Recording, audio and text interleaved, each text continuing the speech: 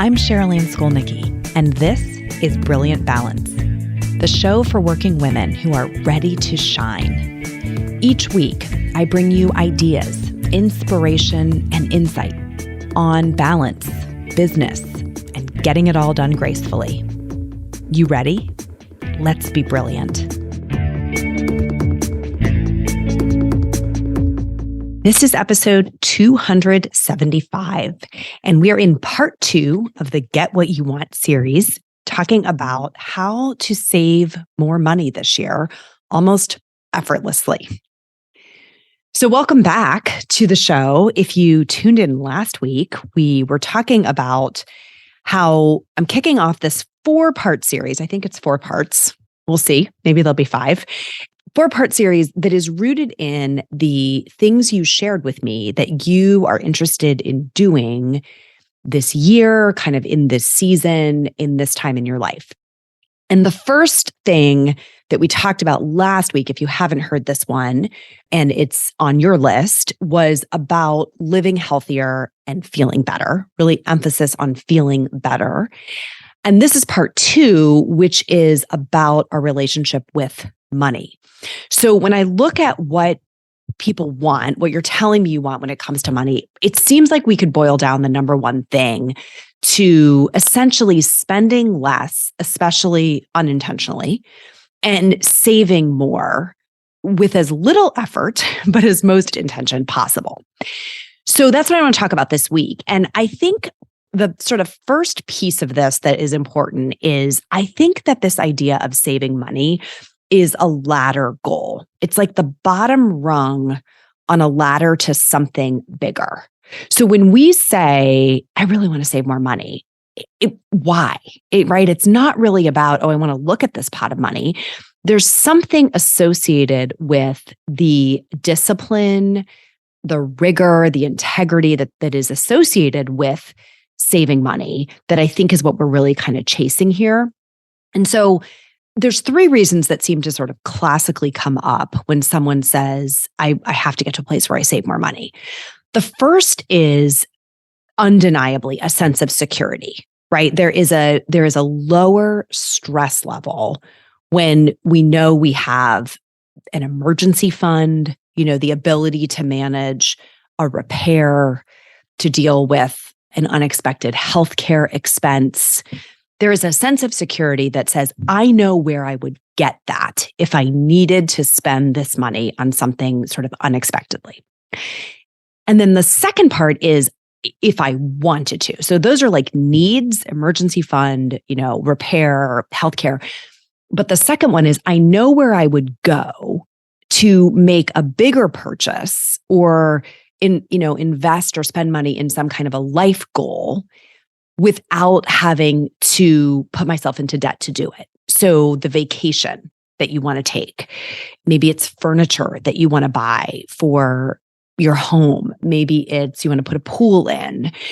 Maybe it's I want to be able to give this gift to someone. Like there's some sort of, I want education, some type of bigger purchase or life goal that you want to be able to buy without having to go into debt. And savings is ultimately what enables that, right? And the third thing I think, and this one's really important and actually kind of juicy, is that it can represent freedom.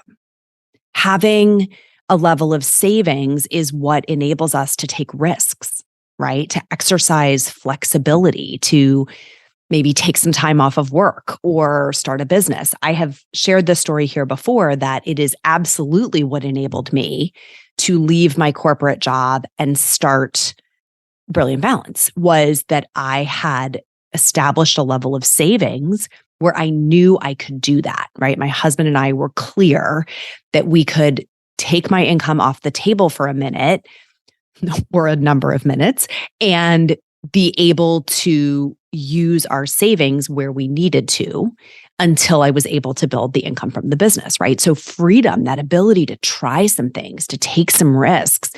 I think that's maybe why we say I want to save money. Those 3 reasons, right? Security around unexpected needs, the ability to make bigger purchases that kind of outweigh our monthly cash flow or outstrip our monthly cash flow without going into debt, right? And then the third would be the freedom to do some stuff, to try some things, right? And to know that we have the flexibility. So if this is a goal for you, if you know that you want to do this, I want to talk about a very, very simple idea today that can make it infinitely easier, almost effortless to grow your savings.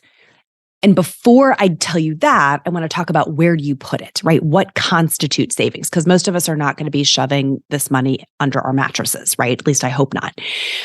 So what qualifies as savings? And this might be review for you listening. If it is, skip ahead a few minutes, but I want to make sure, because we have a diverse listener base, I want to make sure that I'm just covering these kind of the basics on where this money could go and what some of the pros and cons are as you're thinking about saving. So the first vehicle available is something that is like a zero or very low interest, right? Sort of guaranteed returns, but they're probably pretty low returns. Fully liquid, which means, simply put, I can access this money whenever I want without penalty. And it's like the most flexible way to build savings. So I joked a minute ago about putting the money under your mattress, but that would count, right? That is a zero interest, fully flexible, fully liquid place to store money, right? Wink, wink. But it does work. And honestly, a checking account and a savings account are not that different. You're essentially having the bank hold it, right? So putting that money into either a second checking account where you know it's earmarked and designated as, not available for daily expenditures, or a savings account. Or the third tier would be something like a money market account, which is just basically a fancier checking account. A fancier savings account. Has a little bit of guaranteed interest. There's usually a minimum balance required to access a money market account. But those are very simple places. They have, again, either zero interest or very low interest, but guaranteed tiny return. Fully liquid, you can go in anytime you want and get access to that money if you need it. Okay, so that's like a starting point.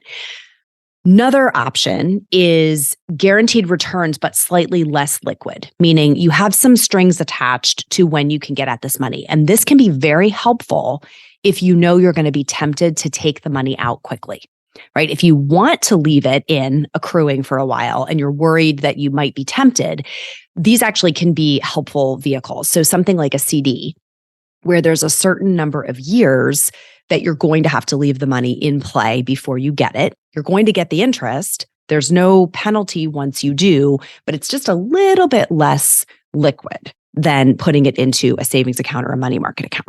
Okay. And then at that point, we probably cross over into things that have more variable returns, meaning you might gain money, you might grow your money, right, in this vehicle, or you might lose it. It could go either way. So typically these are higher potential return, but also higher risk because they could go down. And this is where we get into investments. So stocks, individual stocks, mutual funds, which are like collections of stocks that you can buy shares in. Those are, again, fully liquid. You can get them out. You can get your money out of those vehicles whenever you want, but they have a variable return rate, right? You don't really know how much they're going to go up or down when you put your money there. So you have to be comfortable with any money going into those accounts that you could lose it. That's just, again, I'm not giving you financial advice here. This is strictly educational. And then the fourth sort of category would be variable return and also not as liquid, right? It has like a designated use and some time constraints on when you get it out. So something like a 401k, which is a retirement vehicle that a lot of people have associated with their company, an IRA, an individual retirement account. And sometimes we have Roth IRAs depending on your income level. Those are, again, you can't get to them until your retirement age without penalty, but they can be very advantageous investment vehicles. And then a 529, which is designed for college savings or educational savings. So you can use it for other education, like private high school, for example, can use a 529 fund. So you're designating the investment for a particular use. So this is where you have to sort of think about your own psychology, right? Is this helpful for you to kind of trap the money someplace where you're going to have a disincentive to getting it out early, right? Is it helpful to you to know what it's for? Like, this is for my retirement, or this is for my children's college education.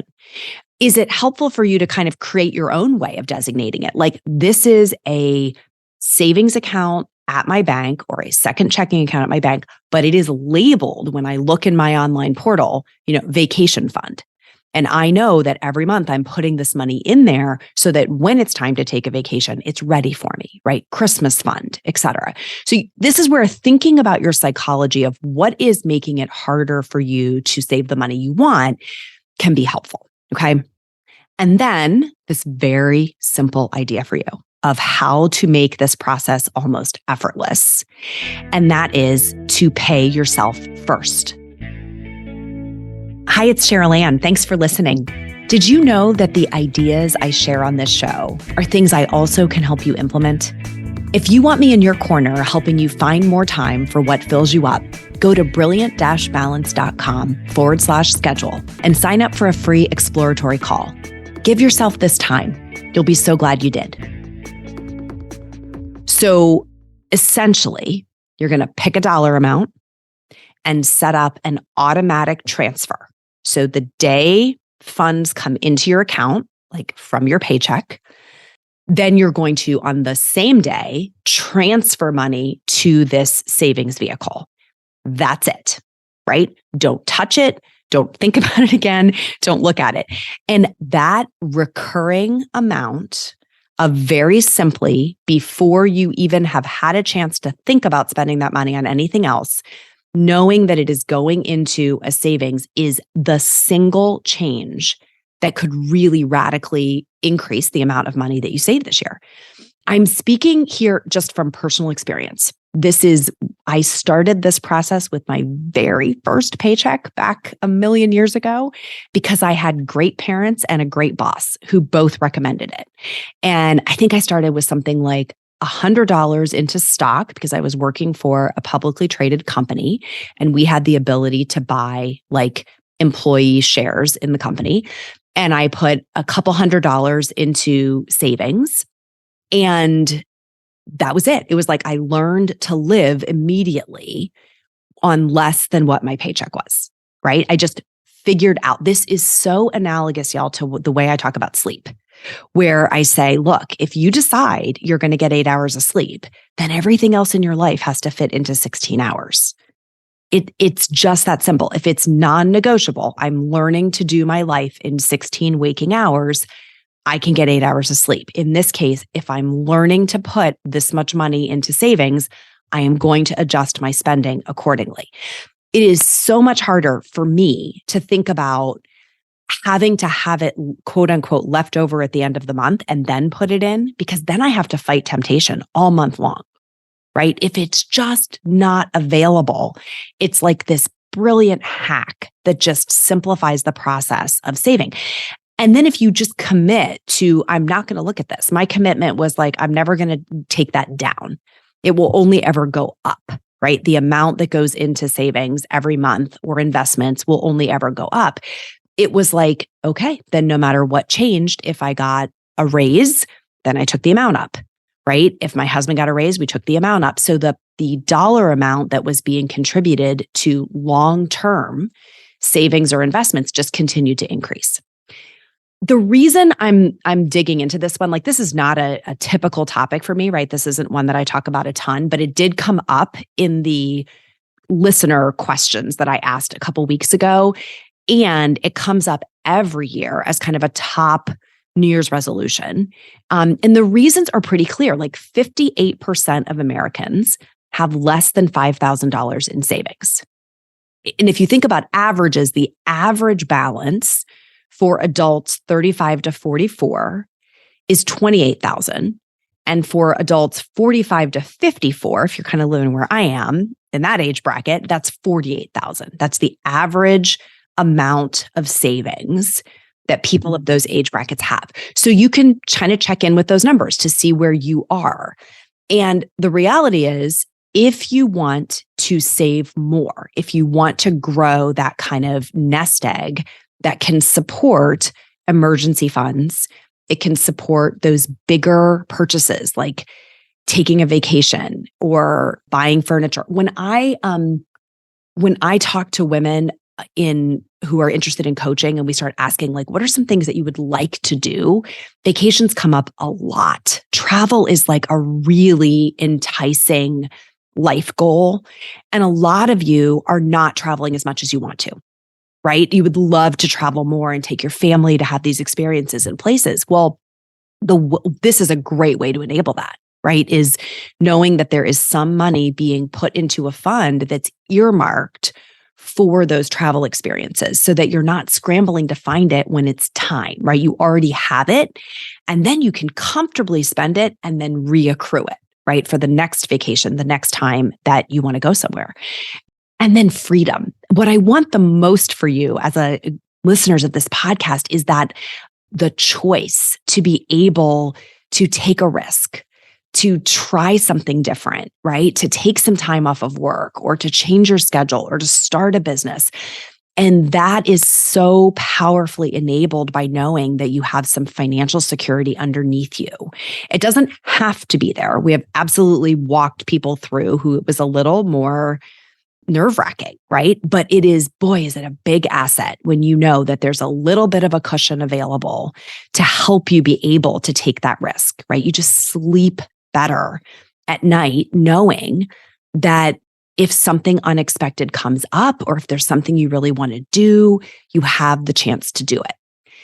So thinking about where, if this is not a practice that you've had, and I hope you're listening going, yes, I already do that. Like, awesome. That's fantastic. If you don't already do this and you're thinking, God, where is this money going to come from? If I put it away at the beginning of the month, what if I'm running out? I think this is where you start looking at, how do I lower my unintentional spending?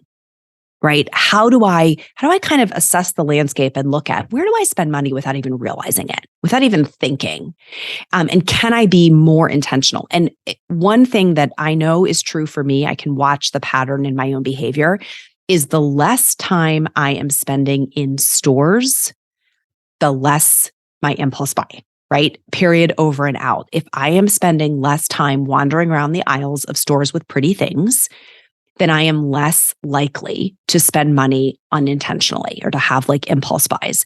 So that's one practice that I know. I'm not going to say I'm particularly intentional about that, like, oh, I'm going to stay out of the stores. I just notice it. If I'm in a season where I'm really not spending as much time shopping, right, in the mall, at Target, at wherever, I realize I already have the things I need. And if I am in those stores, boy, it is easy to find things that would be great to have, right? And before I know it, they're in my cart and then they're in my house. So that's one place where you could say, all right, if the money is already going into savings, right? If I'm trying to accrue this for things I really want, then where are the places where it's like, I could live without that. I would be okay. And so less time in stores is one idea to think about. Another one to think about is just frequency of some regular purchases. So I'm not a big believer in like, don't ever do anything fun and nice for yourself. Like, I think that's kind of why we want to make money, is to do some fun things. But if you think about the frequency of some of the things you do to treat yourself, you might be able to find that there's an opportunity to accrue this pocket of money that you want to be saving by just simply changing the frequency. And a third thing that I've recently done, I was talking to some clients about this that could be helpful, is taking a look at unused subscriptions. So just kind of going through your recurring, are there places you're paying for, like, say, premium apps or streaming services or whatever, that you realize, oh, this is a recurring subscription payment that I'm not really using this thing. And if those can be eliminated, that's an immediate source that can be kind of redirected to these accrual accounts that you're going to be building. So if this is something on your radar this year, if this is something that you want, is, I really want to have the discipline to save more money, then pay yourself first. right? If you just take that first dollar amount, no matter how small it feels like it is, and commit to moving it into a place where you're not going to touch it, and then watch it accrue over time, right? See what happens. And some of these, it depends on your reason for wanting to do this. Some of it is going to be, I'm going to accrue it, and then I am intentionally going to spend it, like vacation, and then I'm going to reaccrue it. That is a great strategy. And others will be, I'm going to accrue it with no intention of touching it. Like it's an emergency fund. I'm not going to touch it until something happens where I will know, okay, now it's time to go in and get that money. So either way works here. And I'm really curious to hear if this is helpful to you, if you're like, oh my gosh, this is the mental perspective shift I needed to get this started, right? To get this practice in place. You've got this. You've got this. I'm excited to see where it leads you. Next week, we're going to do the third part of the Get What You Want series. And I'm going to talk about how you can be more productive with your time, how you can get more out of the time that you're investing. This came up a lot in the input that you were sharing with me over voicemail and over text. And I really loved having the chance to hear from you with some of those ideas. So this is this idea of wanting to be more productive that came up a ton. And I've got some really good stuff in store for you next week to share on that front. And by the way, if you have not had a chance yet to share your input and you're like, where are these ideas coming from? Please do. You can text or call 513-268-3444. And you can just text that number, your input, or you can leave me a voice message, 513-268-3444. And I'm just going to keep pulling ideas off of that and putting them into my queue for the podcast this year. All right, that is all for today, my friends. Till next time, let's be brilliant.